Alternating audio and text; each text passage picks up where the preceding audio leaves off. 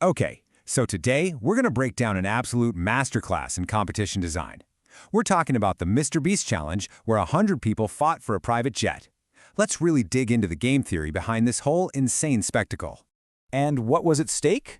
Just this, a $2.4 million private jet. Yeah, this thing was the centerpiece, the grand prize in what has to be one of the most ambitious YouTube challenges ever pulled off. But here's the thing. Winning this wasn't just about wanting it the most. No way. It was all about surviving this brilliantly designed funnel of pressure that just kept ramping up. It was a gauntlet, designed to test every single thing about you. All right, so let's get into it. The competition kicks off big, right? The challenges are designed for two things: getting rid of a ton of people fast, and, of course, making for incredible TV. And the very first test, it's all about raw, brute, physical power. So these first two challenges, they are just pure physical punishment.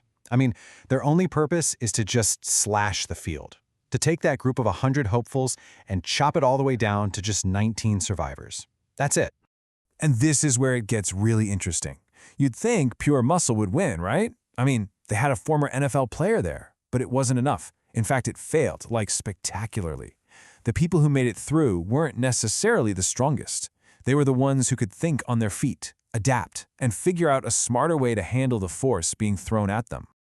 Okay, so you think you know what this competition is about, right? Physical strength. But then, bam! They pull the rug out from under you. The whole thing pivots. Suddenly, being strong means nothing. The 19 people left are thrown headfirst into a purely psychological game. This next part, it's not about holding on anymore. It's all about deception. It's about looking someone in the eye and reading them. And, maybe most importantly, it forces you to ask yourself, what is my integrity actually worth? So you've got this fascinating choice, right? Do you play with honor and probably go home? Or do you lie your way into the next round? And as this all played out, you could just see it happen. Lying wasn't just an option. It pretty quickly became the best, most effective strategy to win. And this quote right here from one of the other contestants, it just perfectly captures that moment.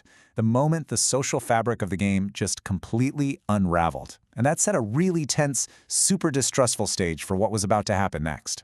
So now we're down to just 10 people. And guess what? The game changes again. It completely transforms into a test of pure mental and physical toughness. This is a true war of attrition. And the setting for this, I mean, you can't make this up. They put the final 10 in the middle of a freeway in Riyadh, Saudi Arabia.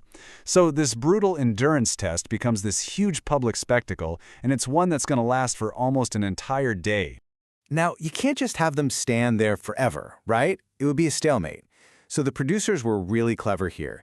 They just started layering on more and more difficult rules, systematically pushing these people to their absolute breaking points, both physically and mentally. And this, right here, is so important to understand. This wasn't just about winning a cool prize. For these people, this was about changing their lives.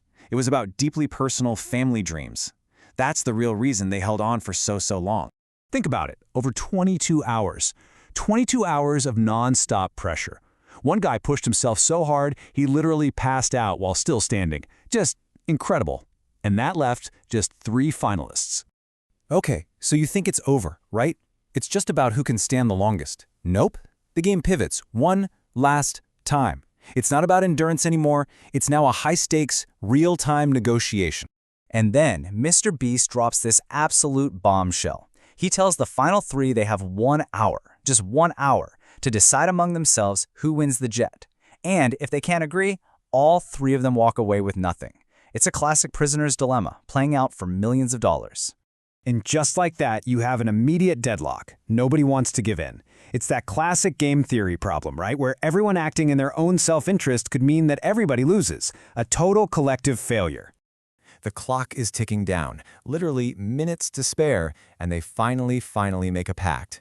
They're forced to put their faith in each other, to trust that whoever lost a simple game of chance would actually honor the deal and take their hand off the jet. And you know what? They did it. The other 2 finalists kept their word, and Tarek, the guy whose whole motivation was to fund his family's IVF journey, he won the $2.4 million jet. So in the end, after all that physical pain, it wasn't endurance that decided the winner. It was trust. So, when you look back at this whole thing, what really determined the winner? Was it strength, strategy, or just plain luck? The way this whole challenge was designed, you have to think it was a deliberate mix of all three.